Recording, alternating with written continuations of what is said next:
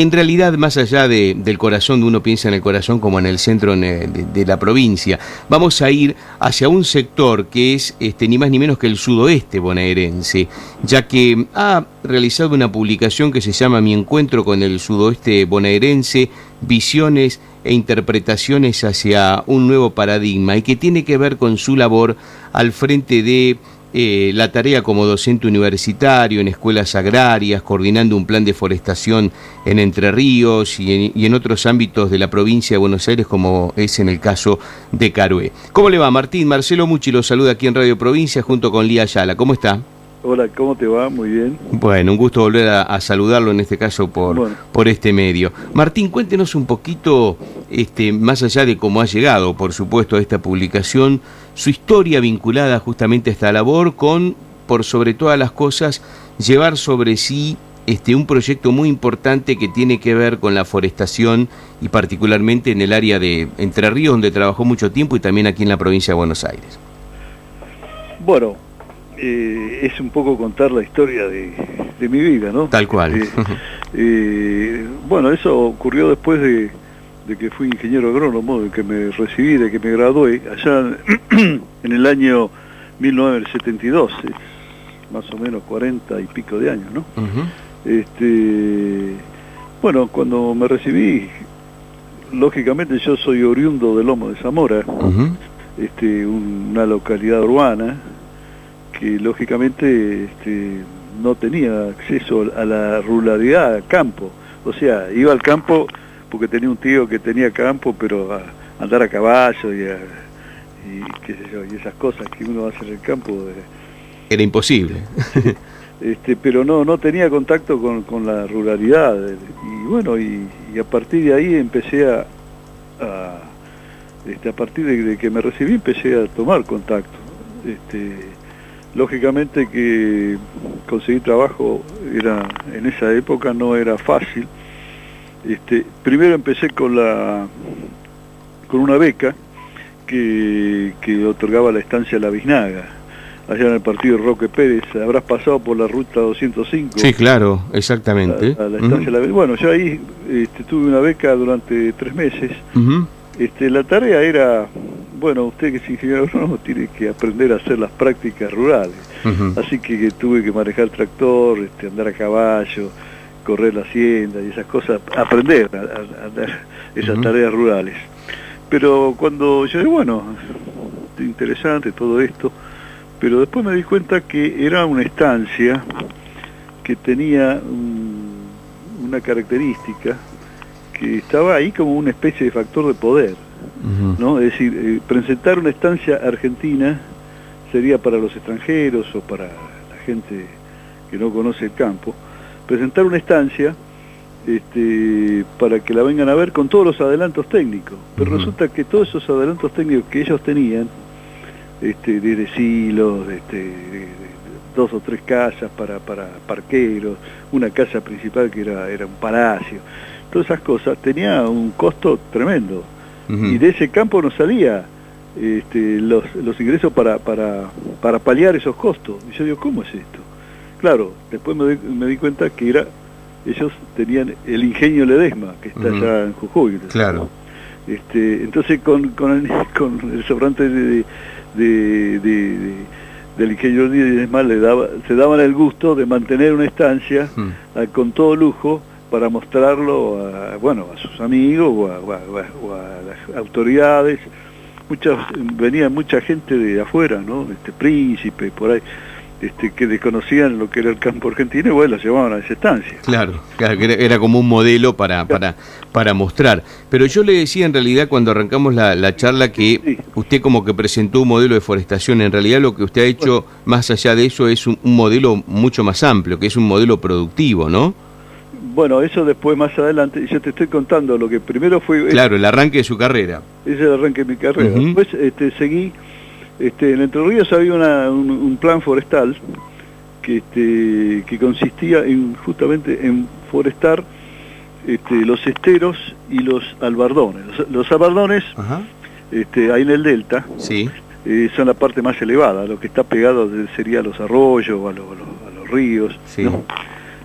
bueno, ahí se forestaba con álamo, y en los esteros, que generalmente estaba más inundado, se forestaba con sauce.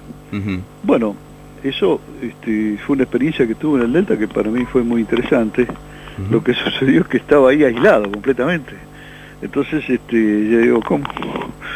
Yo quiero encontrarme con gente que pueda hablar, ¿no? Porque los que estaban ahí tenían sus cosas y tenían su forma de vivir y su filosofía, que era completamente distinta a la mía. Claro. Bueno, pero fue muy interesante ese plan de forestación. Y después, bueno, se dio la posibilidad de venir acá a Puan, donde resido, y ahí entré con un proyecto que en esa época estaba el gobierno del general Perón, ¿no? Y justamente, bueno, había una idea de tratar de estimular a las pequeñas y medianas empresas de las zonas marginales, de las zonas más inhóspitas del país. Entonces se solicitó un crédito al BID y se empezó a trabajar en ese programa. Es decir, eran créditos para pequeños y medianos productores donde intervenía el aspecto técnico para asesorarlos, ¿no? Para mejorar su situación, para incorporar tecnología que esté al acceso de ellos, ¿no? No tecnología súper que le iba a hacer salir un ojo de la cara. Claro. Bueno, entonces mi experiencia fue justamente esa, cuando vine a Puan, tratar de tomar contacto con los pequeños productores, ver lo que le faltaba, gestionar créditos, verificar si hacían las inversiones, conversar con ellos, etcétera, etcétera, y ver la evolución. Claro. Bueno, ¿qué pasó después? Bueno, justamente cuando eso estaba en su auge, viene bueno, en ese momento el país estaba en un estado turbulento total, ¿no? No sé si recordarás, bueno, en una época muy turbulenta en el país. Sí, sí.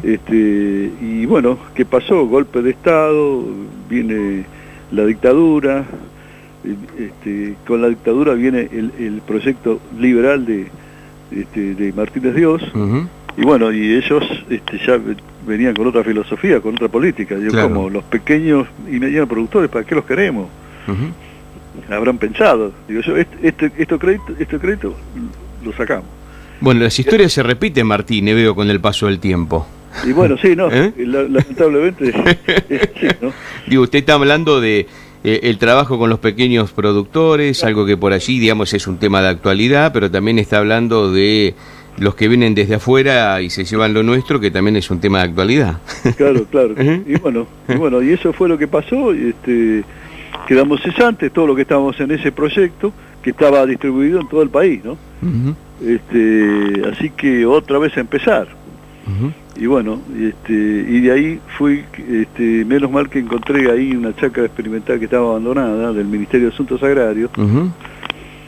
Y bueno, fui, me anoté y ahí empecé a trabajar en la chacra de Carué. Carué es un pueblo que está a 45 kilómetros de Puan. Es otro partido Alfonsina, sí, que es conocido porque ahí estaba el balneario Pecuén. Claro, en el año 85 se inundó la villa y quedó bajo el agua. Sí. Así que la actividad tenía una actividad turística interesante, y bueno, y ahora la quieren realzar otra vez, ¿no? Tal cual. Pero bueno, ahí había una chacra experimental y ahí empecé a desarrollar mis actividades profesionales ya directamente en el campo, ¿no? Haciendo experiencias directamente en el campo, ¿no? Cosas que lo que necesitaba y deseaba yo, haber vivido en la ciudad, y tomar contacto con el campo y con los productores, ¿no? Claro. Todos los problemas porque muchas veces, yo he visto funcionarios, ahí mismo del Ministerio de Asuntos Agrarios, que ellos hacen planes, pero son gente que no tienen contacto con el campo. Claro, claro. Ni con los productores, no conocen la realidad. Es un contacto de escritorio. Claro, son burócratas de escritorio, sí. creen que los problemas de la provincia de Buenos Aires se resuelven desde el escritorio ahí en Plaza Rocha, ¿no? Exactamente. Sí. Martín, y nosotros ahora vamos a ir en un minutito a las noticias, pero usted no corte porque después de las noticias vamos a seguir charlando, pero no? Simplemente una reflexión en un minuto. Usted trabajó y habló mucho de lo que fue el trabajo de forestación, pero después, o quizás ya en un tiempo más de actualidad, tenemos que hablar de todo lo contrario, de la deforestación, ¿no? Bueno, la deforestación ocurre después, años más adelante, la deforestación fue una consecuencia ¿de qué? De un proyecto, de un proyecto de Estado que fue la sojización. La sojización fue una siembra compulsiva que se hizo en el país, y que, bueno, eso, además de generar deforestación, fue el abandono de las chacras, éxodo rural, también la ganadería pasó a zonas marginales, los tambos se cerraron, y bueno, eso es consecuencia de la sojización. Y fue la fiebre de la soja, todo el mundo quería sembrar soja porque tenía buenos precios, ¿no? ¿Y eso por qué? Porque China había mejorado la situación de 300 millones de chinos que pasaron de una clase baja a una clase intermedia. Entonces, cuando vos evolucionás, pasás de una clase a otra, querés comer carne, ¿viste? Claro. tus hábitos alimentarios. En vez de andar comiendo arroz con palito, digo, bueno, vamos a comer carne que comen los occidentales. Y eso trajo que, bueno, dice, ¿cómo hacemos para comer carne? Bueno, tenemos que alimentar a los chanchos y a las aves y a los peces. ¿Y cómo hacemos? Y bueno, la fuente de proteína más barata es la soja. Y bueno, estimulemos para comprar soja en los países que la producen.